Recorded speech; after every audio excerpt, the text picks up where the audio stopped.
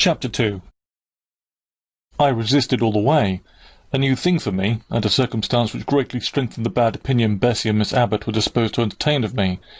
The fact is, I was a trifle beside myself, or rather out of myself, as the French would say. I was conscious that a moment's mutiny had already rendered me liable to strange penalties, and like any other rebel slave, I felt resolved in my desperation to go to all lengths.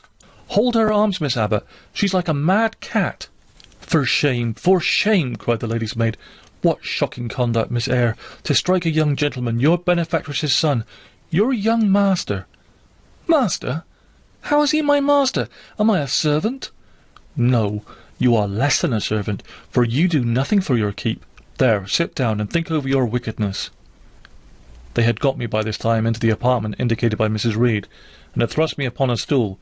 My impulse was to rise up from it like a spring. Their two pair of hands arrested me instantly.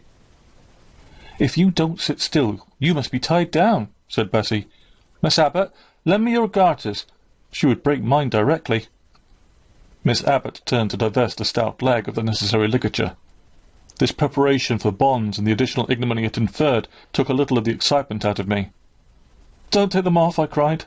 "I will not stir," in guarantee whereof I attached myself to my seat by my hands.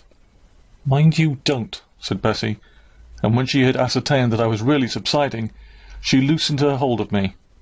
Then she and Miss Abbott stood with folded arms, looking darkly and doubtfully on my face, as incredulous of my sanity. "She never did so before," at last said Bessie, turning to the Abigail. "But it was always in her," was the reply. "I've told Mrs. often my opinion about the child, and Mrs. agreed with me. She's an underhand little thing. I never saw a girl of her age with so much cover." Bessie answered not, but ere long, addressing to me, she said, "You ought to be aware, miss, that you are under obligations to Mrs. Reed. She keeps you. If she were to turn you off, you would have to go to the poorhouse." I had nothing to say to these words. They were not new to me. My very first recollections of existence included hints of the same kind. This reproach of my dependence had become a vague sing-song in my ear, very painful and crushing, but only half intelligible. Miss Abbott joined in. "And you ought not to think yourself on an equality with the Mrs. Reed and Master Reed, because Mrs. kindly allows you to be brought up with them. They will have a great deal of money, and you will have none. It is your place to be humble, and to try and make yourself agreeable to them." "What we tell you is for your own good," added Bessie, in no harsh voice. "You should try to be useful and pleasant. Then perhaps you would have a home here. But if you become passionate and rude, Mrs. will send you away, I am sure." "Besides," said Miss Abbott, "God will punish her. He might strike her dead in the midst of her tantrums, and then where would she go? Come, Bessie, we will leave her. I wouldn't have her heart for anything.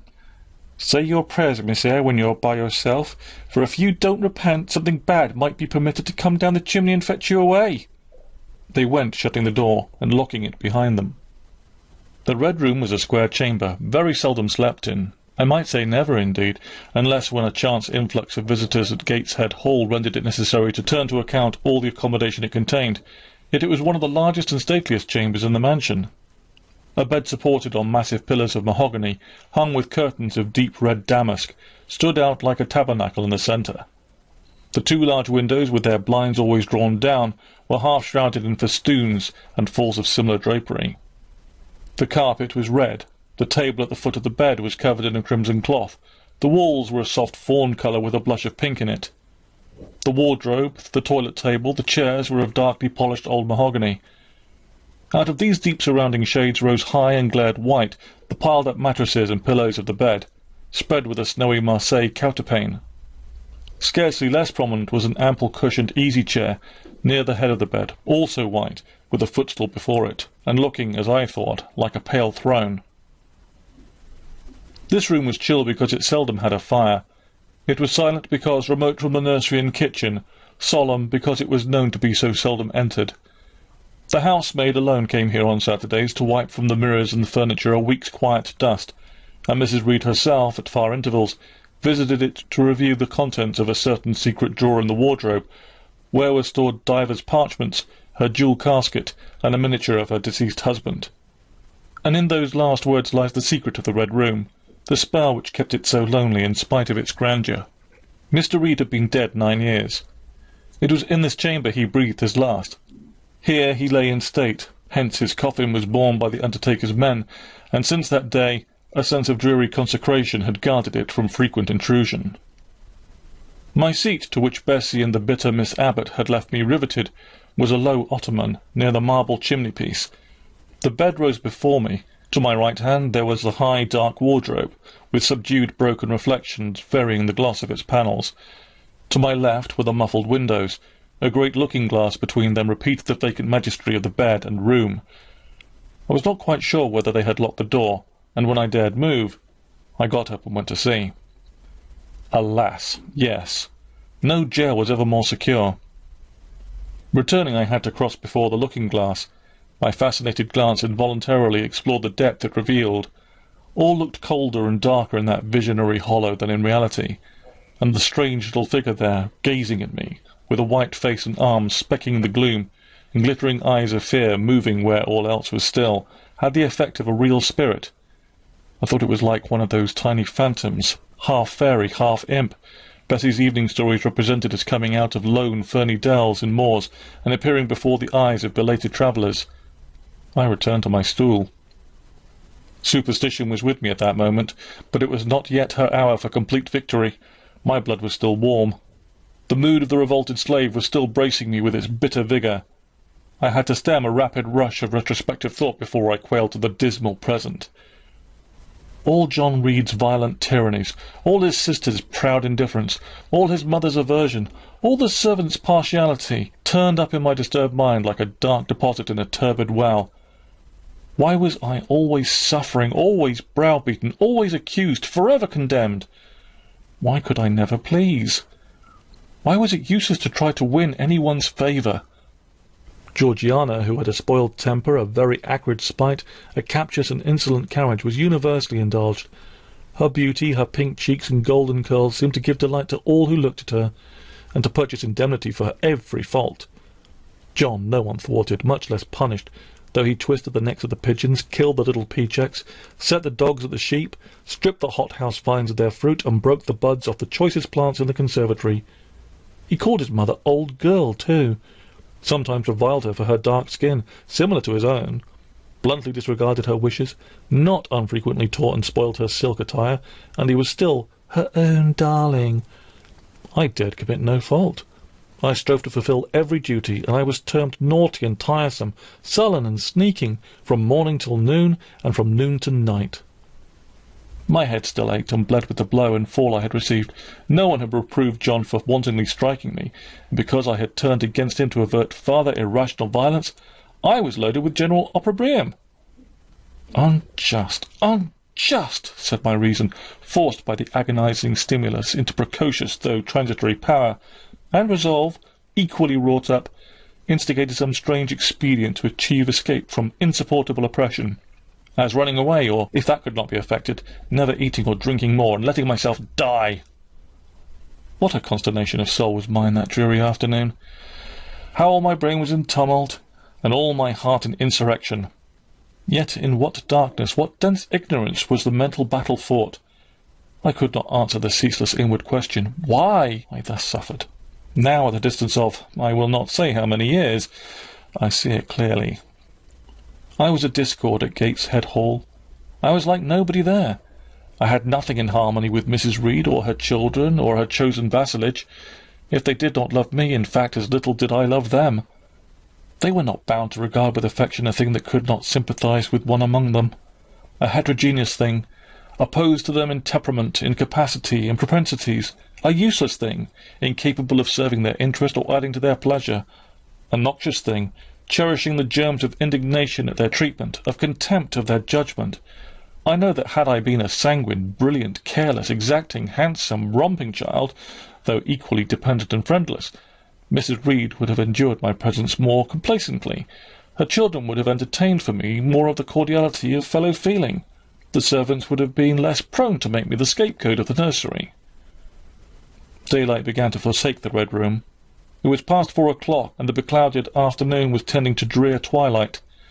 I heard the rain still beating continuously on the staircase window, and the wind howling in the grove behind the hall. I grew by degrees cold as stone, and then my courage sank. My habitual mood of humiliation, self-doubt, forlorn depression fell damp on the embers of my decaying ire. All said I was wicked, and perhaps I might be so. What thought had I just been, but just conceiving of starving myself to death? That certainly was a crime, and was I fit to die? Or was the vault under the chancel of Gateshead Church an inviting bourne? In such vault, I had been told, did Mr. Reed lie buried, and led by this thought to recall his idea, I dwelt on it with gathering dread. I could not remember him, but I knew that he was my own uncle, my mother's brother, that he had taken me, when a parentless infant, to his house, and that in his last moments he had required a promise of Mrs. Reed that she would rear and maintain me as one of her own children. Mrs. Reed probably considered she had kept this promise, and so she had, I dare say, as well as her nature would permit her. But how could she really like an interloper not of her race, and unconnected with her after her husband's death by any tie? It must have been most irksome to find herself bound by a hard-wrung pledge to stand in the stead of a parent to a strange child she could not love, and to see an uncongenial alien permanently intruded on her own family group. A singular notion dawned upon me. I doubted not, never doubted, that if Mr. Reed had been alive, he would have treated me kindly.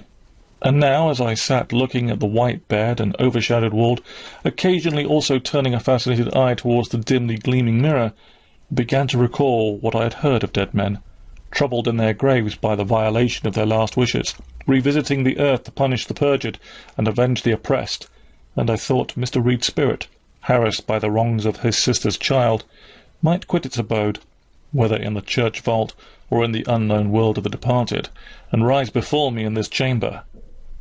I wiped my tears and hushed my sobs, fearful lest any sign of violent grief might waken a preternatural voice to comfort me, or elicit from the gloom some haloed face bending over me with strange pity. This idea, consolatory in theory, I felt would be terrible if realized. With all my might I endeavoured to stifle it. I endeavoured to be firm. Shaking my hair from my eyes, I lifted my head and tried to look boldly round the dark room. At this moment a light gleamed on the wall. Was it, I asked myself, a ray from the moon penetrating some aperture in the blind? No. Moonlight was still, and this stirred. While I gazed, it glided up the ceiling and quivered over my head. I can now conjecture readily that this streak of light was, in all likelihood, a gleam from a lantern carried by someone across the lawn. But then, prepared as my mind was for terror, shaken as my nerves were by agitation, I thought the swift darting beam was a herald of some coming vision from another world. My heart beat thick, my head grew hot, a sound filled my ears which I deemed the rushing of wings. Something seemed near me. I was oppressed, suffocated, endurance broke down. I rushed to the door and shook the lock in desperate effort.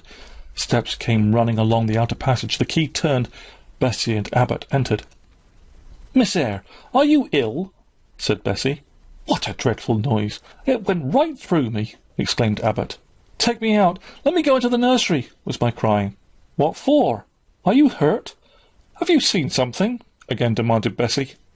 "Oh, I saw a light, and I thought a ghost would come." I had now got hold of Bessie's hand, and she did not snatch it from me. "She has screamed out on purpose," declared Abbot in some disgust. "And what a scream! If she had been in great pain, one would have excused it. But she only wanted to bring us all here. I know her naughty tricks." "What is all this?" demanded another voice peremptorily, and Mrs. Reed came along the corridor, her cap flying wide, her gown rustling stormily. "Abbot and Bessie, I believe I gave orders that Jane Eyre should be left in the Red Room till I came to her myself." "Miss Jane screamed so loud, ma'am," pleaded Bessie. "Let her go," was the only answer. "Loose Bessie's hand, child. You cannot succeed in getting out by these means, be assured. I abhor artifice, particularly in children. It is my duty to show you that tricks will not answer. You will now stay here for an hour longer, and it is only on condition of perfect submission and stillness that I shall liberate you then." "Oh, aunt, have pity! Forgive me! I cannot endure it! Let me be punished some other way! I shall be killed if—" "Silence! This violence is all most repulsive." And so, no doubt, she felt it. I was a precocious actress in her eyes. She sincerely looked on me as a compound of virulent passions, mean spirit, and dangerous duplicity. Bessie and Abbot having retreated, Mrs. Reed, impatient of my now frantic anguish and wild sobs, abruptly thrust me back and locked me in, without farther parley. I heard her sweeping away, and soon after she was gone I suppose I had a species of fit, and consciousness closed the scene.